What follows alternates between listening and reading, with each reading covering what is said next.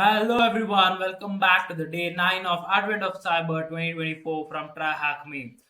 Today is going to be a very fun video because today it's all about GRC. What is GRC? You will get to know that in a moment, but I'm telling you, if you're new to cybersecurity or new to auditing, or you are just someone that wants to get into auditing or wants to understand about cybersecurity in general, TryHackMe's Advent of Cyber is one of the best place to start right now. So it's meant for all the beginners who are there out watching. Now diving into today's challenge, it's about GRC. What is it? Before that, let's go to the story of today. McSkitty and Glitch wants to hire an e-discovery company to process some forensic data for their investigation. They have visited bits from third parties for this purpose. Three companies have bid for the project. McSkitty and Glitch now need to do a risk assessment on all three of these three companies to identify the one with the least amount of risk so that they can move forward. All three companies were required to fill out a question based on which a risk assessment will be done. Introduction to GRC. What is GRC? Basically, GRC is nothing but governance, risk, and compliance. The governance, the risk, and compliance is like something which a company does no matter what. They do it before they sign up any agreement between another company to store their data or to process their data. Now, where is this actually applicable, or what is this exactly, right? For the first time, if you're listening to this, you might be overwhelmed with information or just overwhelmed with what exactly is happening. So GRC, or governance, risk, and compliance, is something that we usually perform during an audit. So an audit is where you might have heard of a CA audit, where it's about a chartered accountant's audit. It's about money and finance and all those things. Similarly, you might have heard of audits related to building or infrastructure, where engineers come and examine the stability of a building, or would examine how a building would be impacted by storms or winds or rains or waters or whatever those things. Same thing applies to cybersecurity. So whenever you are hosting your data or might be having some data be stored or processed by some third party, you would always try to perform a cybersecurity risk assessment. Basically, you would want to know what and all are something that I would have as a risk or would have as a possess by having this agreement done with a company, or would have as a liability to my organization if I'm hosting in my own organization. What are these things? What could be the cybersecurity impact of having data in me, or what could be the impact of having those data? So that's where we do this auditing, or that's why we say governance, risk, and compliance come into the play. Now they have given us a pretty good description about it, and I would not like to go on reading this part of TryHackMe's challenge today because I know you all can obviously come here and read through, but I would like to give in my input or my thought process or my way of looking at this thing because this is a part of what I do in my day-to-day job. It's something that I've been doing from years together. So yeah, I'm pretty much happy and excited at the same time because for the first time ever, TryHackMe has ever put out GSR or something related to auditing or these things in their room or advert of cyber exactly. So yes, going through the description, it's just what I said there. And now also they say what are some of the examples of the financial sectors. Now everything now this should be governed, right? The cybersecurity audit, whatever we perform, it should be regulated or it should be a standard set of rules which we need to follow. So there are regulations for all those cybersecurity requirements what we do.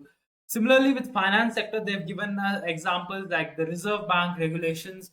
Like India has Reserve Bank of India, and different countries have their own reserve banks, where they put out a set of regulations and rules which every bank which comes under the territory of India should follow. It depends on your country and the location where you're living in, and the rules whatever is there. But I'm specifically talking about India because I am from India. So yeah, there is a rules that is given by the government saying that everyone who is involved in the financial sector like banking, they're all supposed to be following the mandatory requirements from the RBI, which is the Reserve Bank of India. So, like that, we have different regulations or auditing firms or regulating agencies which monitor and look at these things. They've also given us the example of SWIFT, CPS. So, SWIFT is another financial industry where it is about regulation between transfer funds and all those things. Uh, yeah, it's about basically banks communicating with each other. That's what is there for international transactions and all those things. And they've given data protections for the bank because most of the time banks have a critical information about the user or the customer. Those sensitive informations like their personal name, the full name, not the personal name. I don't know why did I say that. They have their full name, they have their home address, they have their banking details such as the account number, the transaction IDs, or something related to what you would require for a transaction to happen and all those things. So banks have such critical and sensitive information about their customers that should always be protected, right? I don't want a third party or a cyber attack destroying or getting this information in their hands and then using those information to loot me or loot the customers of that particular bank. So they don't have a data protection into it. So all these regulatories are given by someone, and for that to monitor and keep in those risks from the cyber security perspective, we perform audits, and that's where all these things come into play. So first, what is governance? Governance is something like a framework or a set of rules or a documented process on how the security posture is going to look like, how is the data going to be stored like, how is XYZ going to be like. So it's basically like a rule book for the organization to say this is how a particular thing is going to be like. This is how the policies are going to be there. This is how standard practices are going to be there in the organization. It's basically like the framework or the rule book that an organization will have and should follow. All the employees and all the personalities working in the organization should be coming under the governance. Everyone should have that policies or that requirements to follow these rules. So that is governance. Now, risk is about analyzing what could be the impact or what could be the definition of risk. Basically, what could be the threat that I have as an organization. Now, when it comes to cybersecurity, it's related to the IT team or what could the servers be possessing as a risk. What could be the threat for them, right? So you need to analyze what is that threat, what could be the potential way that they could lose data, or what could be the potential way that someone else might steal the data from the organization, or how big is the organization to be a target of XYZ ransomware attack, or it could be to anything like that. So risk is something where you analyze and you look for any of those vectors where you could be a possibility of being a victim to these attacks which is going to be happening to you. And compliance comes about following these regulatories which is there. Now compliance is basically after you have analyzed what are the risks and what are the governance what you have, or what is the rules that the organization has, is the organization following it or not, or if they are not following, they should have a mandatory requirements to say that yes, this particular risk was found and they have complied it. That means they have secured it. This particular rule was not being followed, so yes, they have started to implement that. It could be a pretty much simple example like having a fire extinguisher in front of the server room, right? Because there are a risk of having a fire inside the server room. That could be short circuit. You never know. For that, imagine my client did not have a fire extinguisher inside the server room. So when I say that that is not there, they're going to be installing it. So it's like having a check mark saying that yes, it's been compliant because they have installed a fire extinguisher or something related to extinguishing fire just in case it is there. There was an example. So it's something like where you look at risk and you have complied so that you minimize the risk whatever was given by the auditor. Now, introduction to risk management.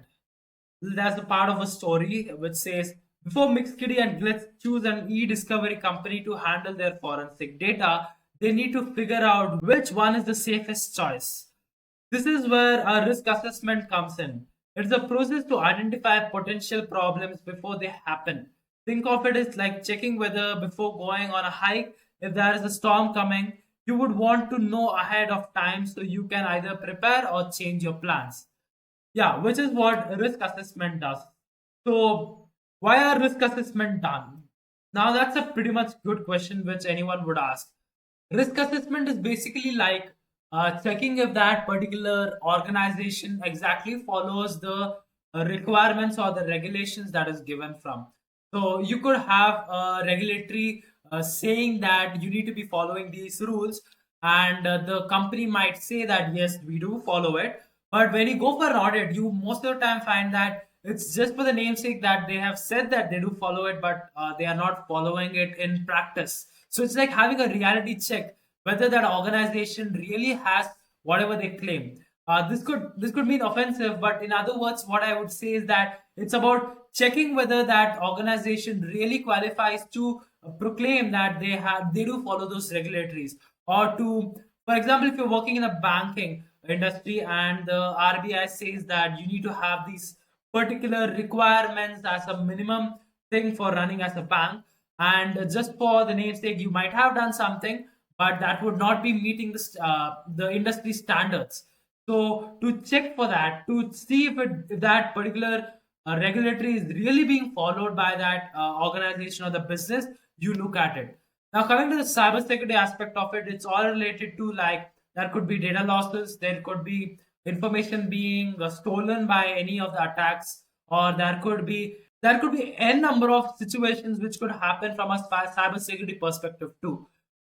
Here, when a cybersecurity incident happens, there's a lot at loss for a business. There could be their reputation which is being in the loss, or there could be financial loss that could happen for the organization, or there could be n number of situations which could happen. Like the clients might leave out the organization saying that no, they are not trustworthy anymore because of this cyber incident, what has happened, and all those things. Now that's where cyber risk assessment would come in to check if that organization is secure or not. Like before this incident really happens, if you do a risk assessment and looking at where are your loopholes, where are the points where you're missing a security, you could mitigate that before that incident really happens. Now, before the bad actor really comes and breaks into your organization, if you had performed a risk assessment, you would have been safe and you would not have had the misfortunate of being compromised by that threat actor or that incident, basically. So, performing a risk assessment. Every business's main goal is to generate revenue and profit.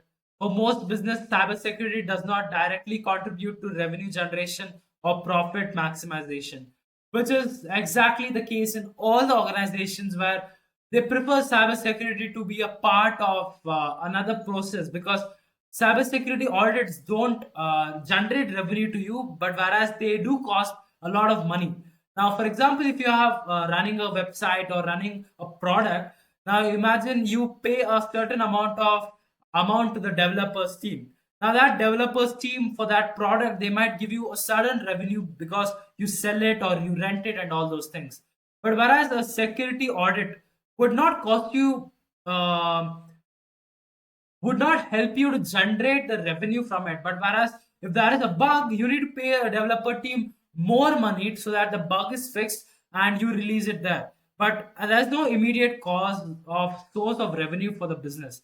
That's why cybersecurity audits are a little bit avoided for the business, because there is no profit in that exactly.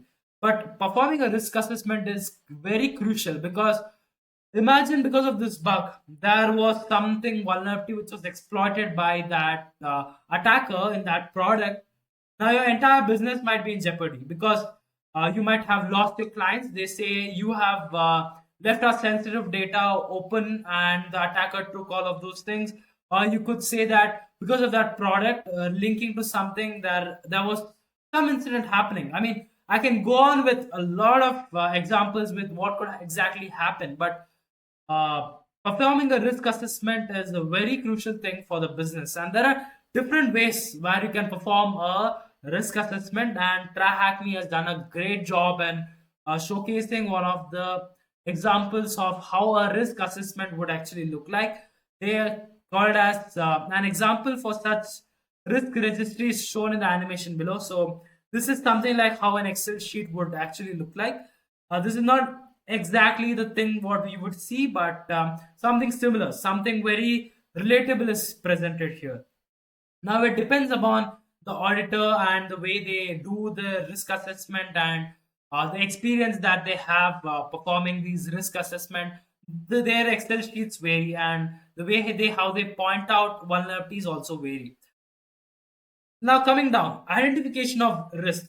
Now identification of risk, what could that mean? So it's like looking at the organization structure, and mainly here in this context it's about the computer systems or the IT infrastructure of the organization, where you look into that and say, okay, these are the vulnerabilities which are present, these are the loopholes that is present in the organization. That could be related to, they have given some examples like the unpatched web servers, or highly privileged accounts are exposed, or third party vendors might be infected by malware connecting to their organization networks, or I could have a Windows operating system in a room which is never updated after the computer was brought, right? So that there are these points which you need to look at. Identify the risk. Where are all the places? The website may be vulnerable to a remote code execution, or the server could be exposed to a public network, or the uh, computers have RDP installed in them, so which lets is also connected to the internet. Okay, which lets other people to access into it. So these are the risks which you need to identify as an auditor when you go for an audit related to IS or any of the audits wherever you go. So it's about identifying what are all the loopholes which is present in the organization. Now these loopholes could directly be related to the business flow, the reputation of the business, or the finance of the business. It can be anything related to it, but wherever the computer or wherever the cyber security aspect comes in, you need to be identifying the risk of it. Assessing likelihood of each risk. Now, this is a very key feature that an auditor has to look into. Assessing the likelihood of each risk. What does this mean is, what is the likelihood that whatever risk I found out is practical to be exploited, or is the likelihood that it can be exploited?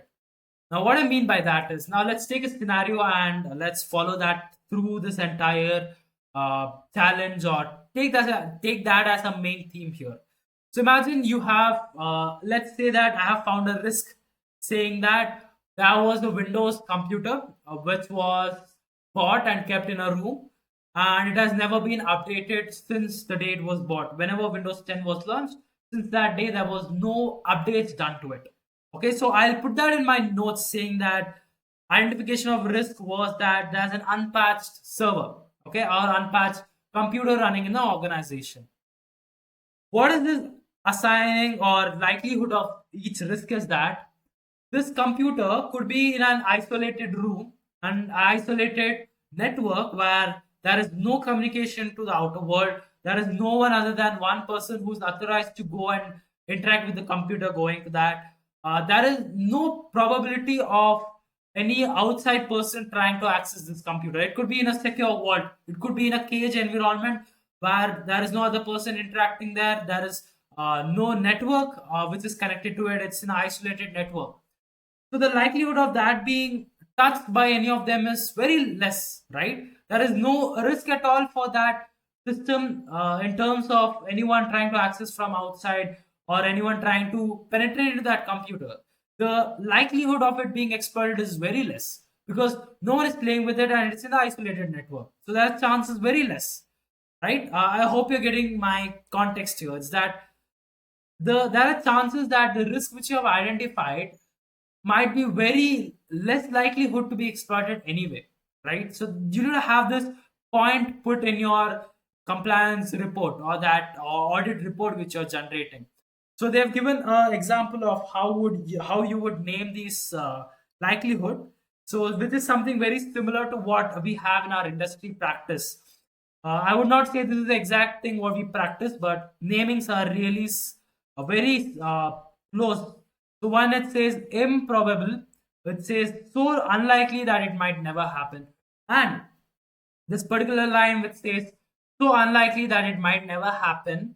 If you notice or if you give a thought to this particular line, you will see that it says it is it says that it's unlikely to happen, but it never says it never happens. I mean, they don't specify saying that it never happens. They say it's unlikely that it never happens. That's the difference between those two things. Because we always have a thought, or there are n number of situations where I could say that a particular system is very unlikely to be hacked, but there could be another thought, or there could be another scenario where it could be exploited. What I mean by that in short is that there is no situation or there is no computer in the earth which is 100% safe.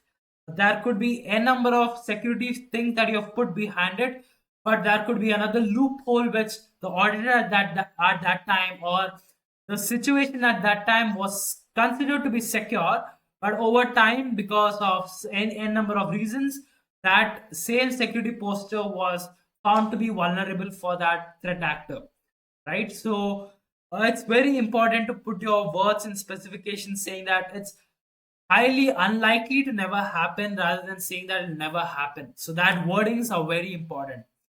Then comes remote, very unlikely to happen, but still there's a possibility, which is something less than improbable, which is not like it's never going to happen, but it's like it might happen, but chances are less, something like that.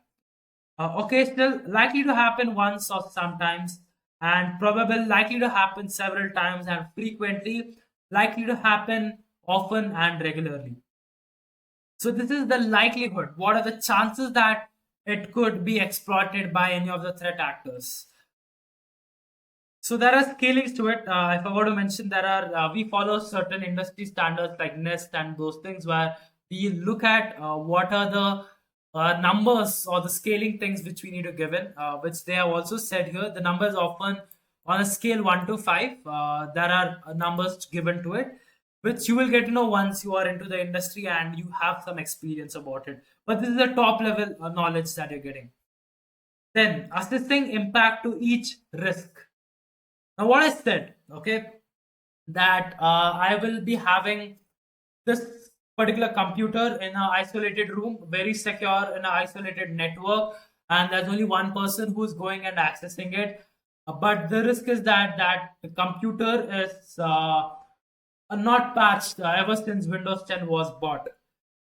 Assessing the impact of each risk would mean that what if, let's consider the if case, what if this computer is compromised? What security risk, how big would the impact be if this risk is exploited? This isolated computer could be connected to the entire bank's NAS, right? That's why it's kept separate. There's only one person accessing it, and it's in a cage-like environment, and it's in an isolated network because it's connected to the organization's NAS or the organization's main interface, right? Now, if that computer is compromised, likelihood is that entire organization would be dead in a night, right? So that would be the impact of this particular risk. What is there? That could go up to any point. So there are different levels of risks that a company could possess, such as information level, low level, medium level, high, and critical. So it depends upon the existing risk that you have kept and what would be the impact of that. I could even take another example. I could have another scenario where I would say that I have a website which is running PHP. Now that PHP, or no, let's take a very simple example which everyone would understand is that I have a website where I have cross-site scripting in it. Now that cross-site scripting, okay, I would say that in my first point saying identification of risk, that I have found a cross-site scripting in the website, my business website. Now, assessing the likelihood of each risk would be that, okay, it is frequently executable. Like it is frequently you can exploit this cross-site scripting which is present in my website. But what is the risk of it? Like, what if the attacker is only able to tamper with giving a pop-up only for that concurrent session, which is like only when that attacker refreshes that browser and it is only related to them. Okay, it's never nowhere going to be reflected to anyone. It's not going to affect my business flow. It's not going to affect the way how my website behaves. Nothing. If there is no impact at all by that risk, I would say I would put it in an informational risk, even though it is frequently being exploited to it. So that it's not that compulsory that whatever risk is specified as frequently is very likely or is a critical risk. Okay, it can even be information level risk. What is there? So it depends upon what level of impact that would give to the organization. So information level, very low impact, almost non-existential, which I said, like that website one. Low is impacting a limited part of the area of the organization's operation with a little to no revenue loss. Like, yeah, it's going to take a hit, but no problem at all. It's like some small thing would fix it. And medium, impacting one part of the organization operations completely with major revenue loss. High is impractical, impacting several parts of the organization's operations, causing significant revenue loss. Critical is posting an existential threat to the organization, like the entire organization might go bankrupt or might have to end their business over a night. So there are levels of it. I mean, I just gave an example of this thing, but not like that. It's not considered that. We have a standard requirement of saying what vulnerabilities to what, like critical, high, medium, low. We do follow industry standards while specifying them. Risk ownership. So the last step of any audit would be to say that who's going to be the owner of this risk. If this particular risk is exploited, who would take the ownership? Who's responsible? Who should the organization point out? Now, I don't mean like blaming them. It's like, let me give you a practical reason why we say risk ownership is that you cannot have a security build like 100%. What I mean by that is, organization, if building the security cost for them more than the product itself, there is no point in having that security altogether. Because if there is no so much revenue being generated by the product, which or I mean, for example, let's say that we are selling a product tool for comparing some information. Okay, just take for an example. If that product is not at all cost giving you revenue to the business, but because it compares data between two systems, it might have a lot of security loopholes in it. Now, when you do a risk assessment, you might find vulnerabilities in it, and you fix some of the vulnerabilities. But there could be other vulnerabilities which cost a lot because you need to go through that process of development. You need to go through that process of makers and checkers. You need to go through a lot of processes of that. Like, it's not a cakewalk to develop a product and get it into the production and selling it to your clients. There are a lot of requirements that you need to go through as an organization or as a business owner, right, for performing these actions. So a risk ownership would mean that in case you say that, okay, we'll not be complying to this particular risk or the security faults that we have, we would say that we are okay with accepting this particular risk. Okay, so organization, if something happens with that particular vulnerability, we will take the ownership of it. So they need to say that yes, we are the owners of it. Now it's very important that you point down the risk ownership in your document because auditors most of the time forget to ask this question of who will be the owners of this risk. Now, and these ownership of risk or these vulnerabilities need to be periodically checked so that it's never being exploited actively by the customers or the clients or anyone on the outside of the market exploiting these vulnerabilities. So these things should have to be checked up, on a periodic basis. So that's about the risk ownership. Internal and third party assessment. This is one of the major threat that we have in the industry, which is the internal and the third party risk. So why do companies do internal assessment? Is like, I can have a rogue employee in my organization who says that, okay, imagine I'm going to be, I might have, as a business owner and as a boss, I might have been a little rude to my employee because they have done some mistake. I mean, we are all humans, we all get into our nerves or become emotional due to some reason, and we might have told few harsh words to the employees. So they might have felt hurt, and on point of revenge, they could have uh, done something to my organization. So it's an internal threat that I have. Okay, I'm not blaming my employees. They're amazing employees. So proud of them, happy to have them. But what I mean to say is that You could have such situations, or you could even have a weak posture inside the organization, which could lead to a massive incident in your organization. That can happen. So, internal assessment. You could have a server hosted in your own building. That could be a cause of fire in the building. Now, if it is given to some other place where it is like built made in for the data center itself, likelihood of that is very less. Chance of it are very less. But I might have it in my own organization due to some power cut. There was a short circuit which happened in the data center room and got into fire. So there are chances of it, that also, right? So that happens. That's an internal risk assessment which I need to do inside the organization, inside the team, inside the building, which I need to perform and look into. Third party risks are something like looking at the person. Like, imagine I might have my server hosted in some other location. So, what third parties are taking the responsibility of it? As an auditor, I need to also look into what could the third parties be having as a vulnerability or as a point which would jeopardize my business. So, I need to look into that thing also.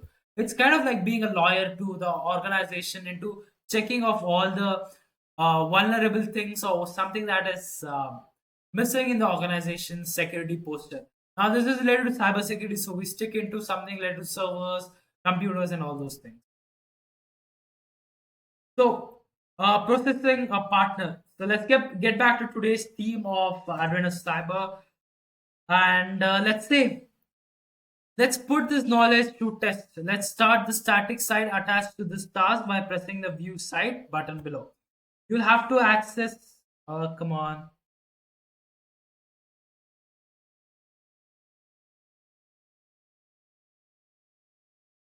You will have to access the level of risk that each of the vendors possess. We send the questionnaires to each potential third parties and have received their answers. Using these answers, you will have to add a new risk to the risk register, which will give an overall risk score for each third party. Once done, you can choose the third party that has the low risk source. Okay, so I'm not able to scroll this. I can see a heading here.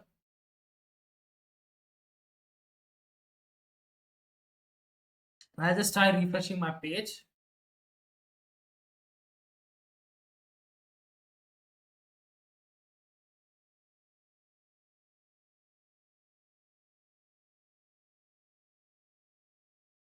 Okay, view site. That heading is still missing. What if I? Okay, sorry. My screen was too big for it. You will be accessing three vendors based on their response to security questions for each vendor. Review the vendor's response for each security questions. Identify potential risk based on their response and add them to the risk register. For each risk, provide a clear description of the risk. Rate the impact 1 to 4, where 4 is highest. Rate the likelihood 1 to 4, where 4 is the highest. The risk score is automatically calculated by multiplying interact impact x into likelihood.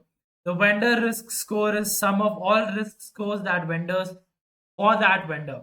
Your goal is to identify the vendor with the lowest total risk score. Okay, click on got it. Vendor assessment process. Complete the assessment for each vendor to identify the risk star. Security risk. So Silver Scorpion, okay, I read it right.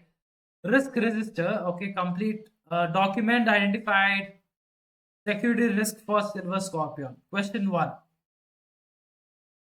Data in transit and data at rest need to be encrypted with ACE encryption as requirement for this project.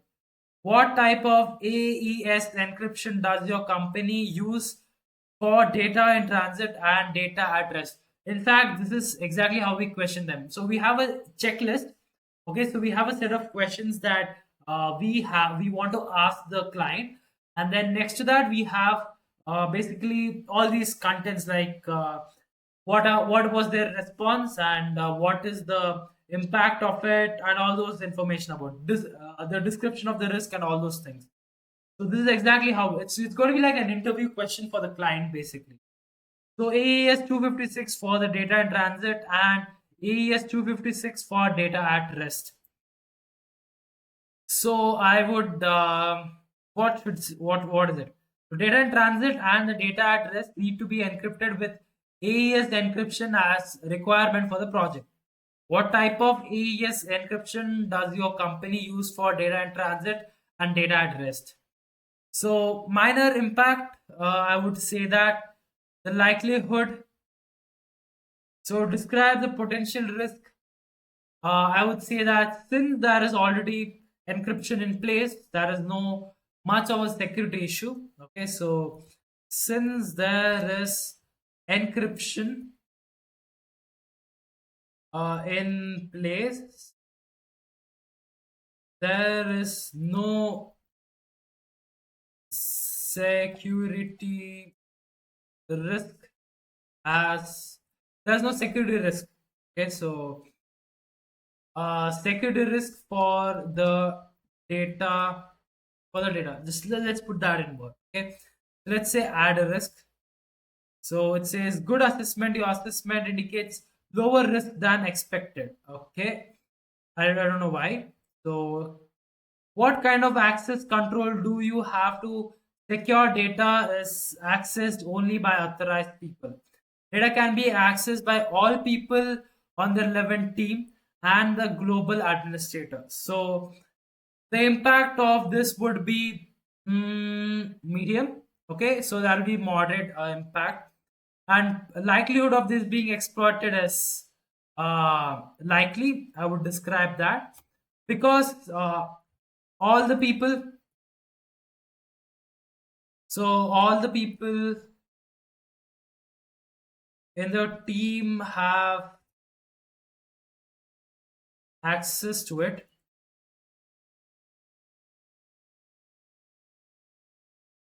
I mean, I know the spelling. I just got confused. Okay, I mean, not confused exactly. My brains just stopped working for some reason.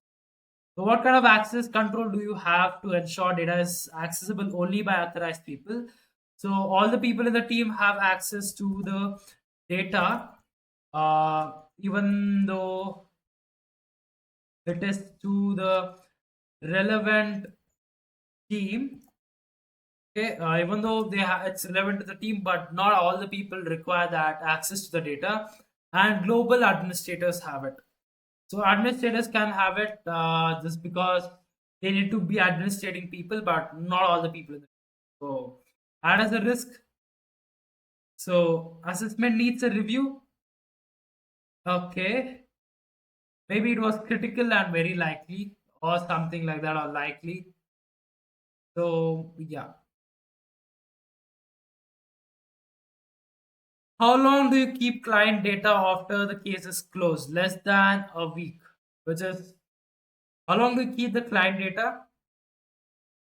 I mean, all these are subjective questions. So client data after the case is closed. Keeping it for a 1 week is not a. I mean, is it kept open? That's the question. I mean, the question is not complete. So, because I got that, I need to give a proper thing. I'll say critical. Let's see what is going to happen.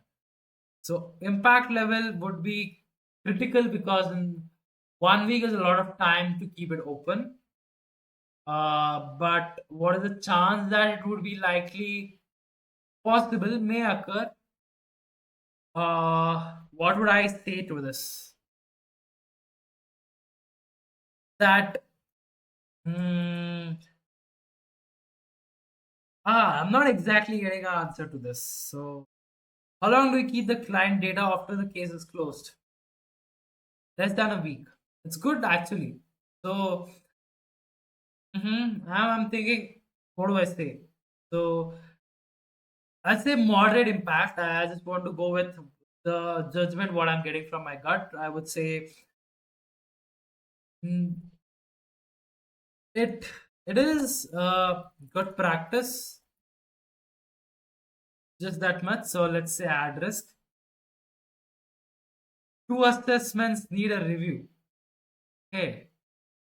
Uh, can I access the questions again? No. Okay, so let's edit it. So this one, All people in the team have access to it, which gives a critical one. So let's say add risks. Oh, okay, it says perfect assessment. Okay. What about the good assessment? Data transit, maybe due to AC 256. Okay, let's see what that exactly is. I'll use Google. Hey, come on, Google. So, it's a virtual imprintable encryption algorithm that uses 64-bit key to convert your plain text to a data into a cipher. Is unbreakable. In conclusion, is preferred choice for data. Yeah, it says okay. I would say medium because they are using the same thing. So, yeah, add risk. Oh, now that went to good assessment. Okay. Oh, they have given the numbers here. Okay. So, it's a good practice. Was given that. Impact was given 2 by 4. Okay. Let me say impact level could be low, but likelihood level would be expected to occur. So, let's add that risk. No or yes? No, it requires. What should I give? Unlikely, likely, possible. No, I don't know. Let's go for this one. Impact level is medium and very likely. Assessment could be improved. Okay. Likely? Because I don't know. High is a good thing to. Oh, okay. It requires. So low and unlikely. Let's add. Okay. Let's say possible. Good assessment. Okay. Good is fine for me as of now. All risk assessment must be expected a likelihood before proceeding. So let's edit this one again. Something to expected to occur. So let's add that. Assessments needs a review. What am I missing here? Data in transit and data at rest needs to be encrypted with the AES encryption as a requirement for this project. What type of ACE encryption does your company use for the data? Must match the expected impact and likelihood values of data in transit and data in rest. It's severe and possible. Oh no, that's bad. Let me play. Let me play with the medium and possible. Good assessment. Okay.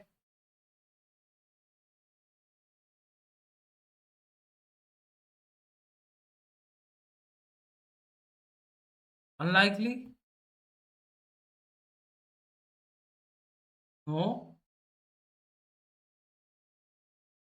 High and unlikely. Okay. I don't know for what reason, but I'm just going out with this. It's a good practice.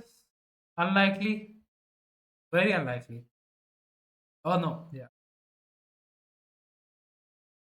What about critical and unlikely? What is the score of it? Perfect. What? I don't know. I might be wrong. People might be judging me, but I don't care. I mean, it is all subjective questions. Depends on the organization. Data in transit, or the same thing. None for the data in transit. Okay, that's a very bad thing. And there is likely possibility of it. The description is because there is no data security during data in transit. So add that risk. Is that bad? Why? Very likely then. Very likely. Critical. No, that's bad. No for the data in transit flow. How would that change? Yeah, it's something critical and unlikely. Oh, okay, not somewhere there. I would say it would have may occur, possible, good assessment. Okay, let's say high then. Could be improved. So critical and or medium. Okay. What about medium and likely?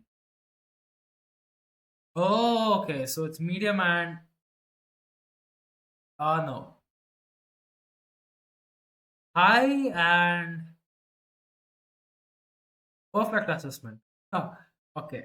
So it was high and likely to happen. What kind of access control do you ensure data is accessible only? Data can be accessed by all the people on the relevant team and the global administrators. So it's the same thing there. So it's high and possible because all of them in the team have access to this data at a risk. Was it critical and expected occurrence? Yeah. Oh, this is bad. So significant and most likely. The data is stored open for a very long time. Let's say critical and likely. Okay. So what about high and very likely? Okay. So it's going to be critical and possible. Oh, it needs a review. High and likely. Why? Critical, very likely. Very likely. Perfect. Is it the same questions? Yes. And for the data at rest. Good. So medium and likely. Uh, because I don't know the reason why that is medium. Because there is data protection in place. What was it then? Was it high and likely? No, no, no. Low and likely. No. Low and may occur. Uh, how could I have forgotten it? So yeah. So it's medium and unlikely. No. Can I go back to the questions, please?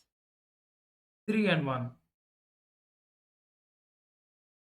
So it says high and unlikely. To the second question.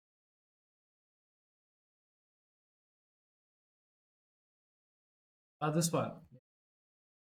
High and unlikely. At risk. Perfect.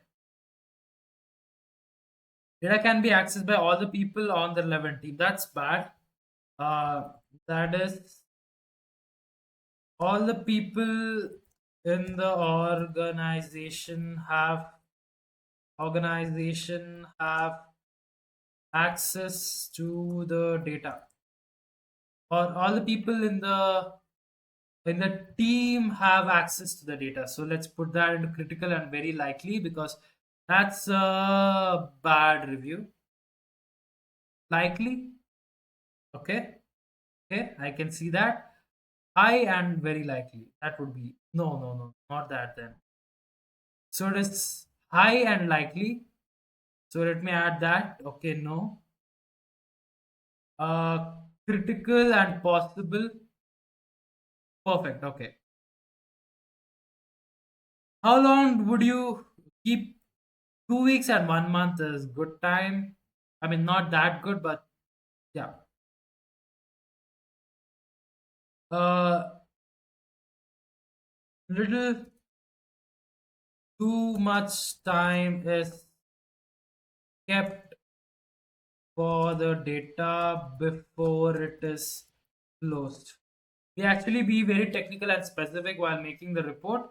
But here, since I am not getting the context of it exactly, so perfect answer.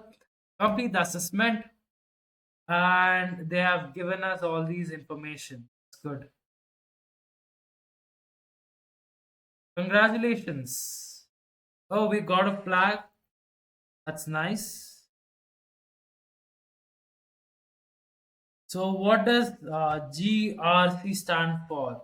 It stands for governance, risk, and compliance. CLIENCE. My spelling might be wrong. So, let's come here and just copy whatever is there. So, governance, risk, and compliance. We copy that, paste it in here. Yes, and oh, not that. We have copied this one. So let's copy this and paste it in here as the flag. If you enjoyed this task, feel free to check out the risk management room. Yeah, which I would love to, because I want to know about more about what exactly was the thought process behind this kind of an assessment which they gave it to us. And in my screen, it says nearly 54 minutes have passed by. I don't know how much time would the final recording be after all this editing. Other than that, so day 9. So we have officially completed the day 9 of Advent of Cyber 2024 from TryHackMe, and it was all about governance, risk, and compliance, which is one of my favorite topics to talk about. So if you're interested to know more about GSR and you want contents to come out about it, please comment down below. You can say what you want to know or what you want to improve in these videos, and I'll reach out to you or will help you in the comment down below. And if you did like the video, please hit on that hit like button, and if you're new to this channel, hit on that subscribe button, and also hit on that notification bell so that you be notified whenever I upload for the new videos. So other than that, that's it for today's video. Stay happy, stay hacking, stay smiling. That's it. Bye bye.